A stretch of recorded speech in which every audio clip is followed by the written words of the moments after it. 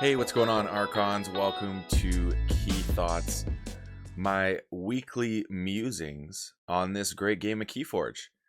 And this week is, I'm gonna be honest, it's not a super exciting episode. I'm just gonna be talking about the changes that I've kind of been on with my YouTube and stuff because I did a lot of different things this week, and I'm pretty happy about it. I gotta say, pretty happy about it. So, without further ado, let's get into the card of the week, which for those of you who do not know, I think I may have done this one before. I'm not 100% sure, but it's very relevant to something that happened this past week. So let's get into that one. So here we are.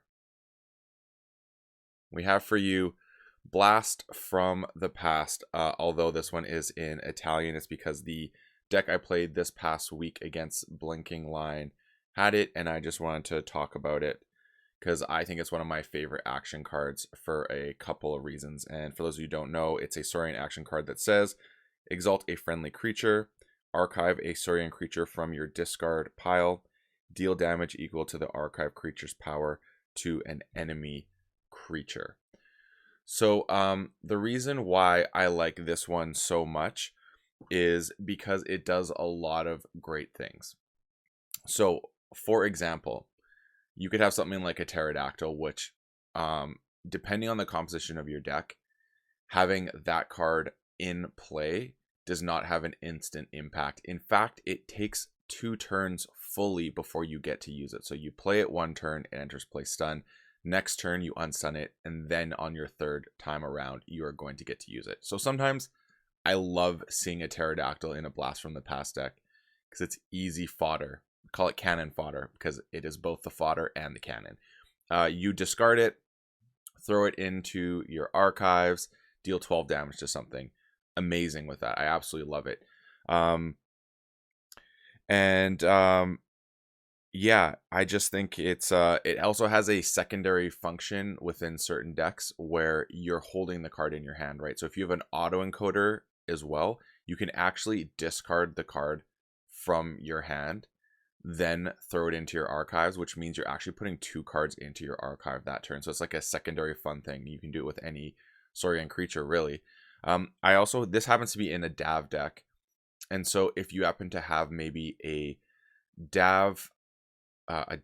mutant dinosaur, they're a little bit more rare, but if you have them, you can actually throw one of those into your archives to save for when you get Dav. Or if you already have one in your archives that came around before the Dav came out, then you can throw it in your archives and have it ready to go for the draw engine and whatnot. So I just really like the versatility of Blast from the Past as in terms of spot removal with the creature power that exists within Saurian.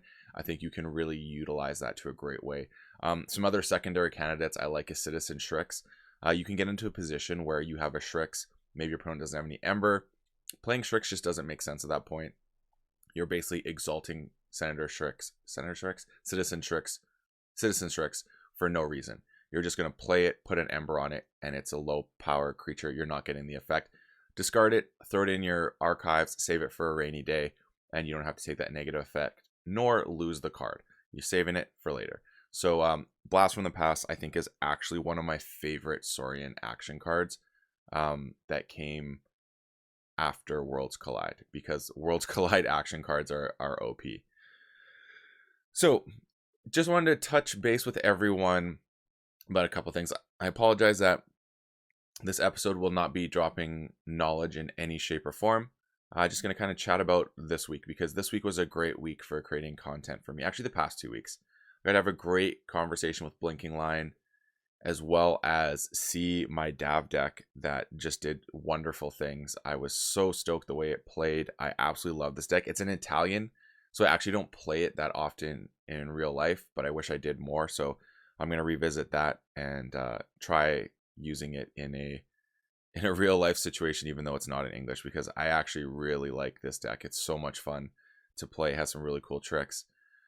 And then I did the new segment, which was or 2 new segments actually. Last week I did the analysis, taking a topic that I liked, and I went into that. I don't know if you saw that, But I'll put that and the other new segment at the end of the video so you guys can click on those if you haven't seen them.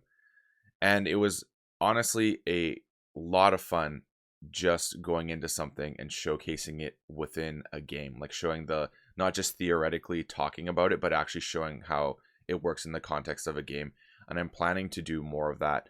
I also have a project that I need to spend some time doing some research. I think I've alluded to this a couple times, but I'm super excited for it. I'm going to keep just teasing you with absolutely no information and just the fact that I'm doing something just to make it that much more annoying and hopefully make you wonder why.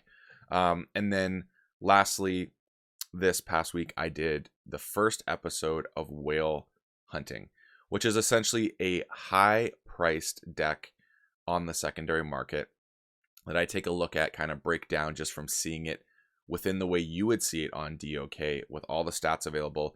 And then I take it for a test drive on TCO and see how it plays.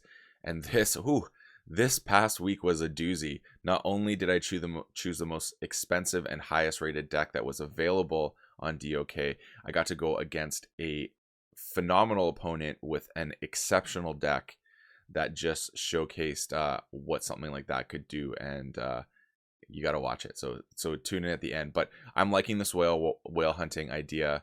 Whale watching. There's no watching. We're hunting here. And I apologize if the concept of whale hunting is offensive to anyone. It is meant tongue in cheek because it is a whale, and whale in the term of, I believe, poker and other gambling means someone who's got a lot of money and you're looking to take it type of thing. So that is the context in which I'm using the term whale. No affiliation to actual animals. So yeah, it was cool. This is a topic that Scrouner has been asking me to do, I swear, for like a year. He was asking me for like maybe over a year that I should do this. And he straight up told me when I was about to do this, he's like, you cannot be on the fence. You have to either say you're buying it or you're not buying it. Because he knows I like to waffle sometimes and play that political game of not being neither here nor there. So appreciate you for that one, Scrouner. So yeah, I went through it. It was a lot of fun. I actually really enjoyed both playing a deck of that caliber and also getting to break it down and see things that happen. I'm very much looking forward to continuing this series. I'm kind of on a path right now where any type of video, except for these, will not be done more than twice a month. So any sort of topic that I'm doing will happen at maximum twice a month. This is going to be variety. I'm going to have a variety of things I do throughout the month of videos. And I'm looking to do about 3 videos a week just so everyone knows what you can see. One thing I'm actually curious to like your feedback. Do you care when I post? Like I for some reason feel the need to like post more in the morning, which kind of works like slightly in the afternoon, I guess, for the East Coast. But yesterday I posted at night just because it worked out that way. The video took a lot longer to process. And does anyone really care? Like, do you watch it right when things drop when you see the notification, or do you just kind of watch it whenever? So I'm just curious about that and get some feedback. If you comment below, let me know, and let me know if you're enjoying this new variety of content or if you'd like to see some of the old favorites come back. I create this for myself as much as I do for you, but more so I'm interested in doing content that y'all want to see. So let me know. And as always, folks, may your ember never be stolen and your keys forged promptly. Have a good one.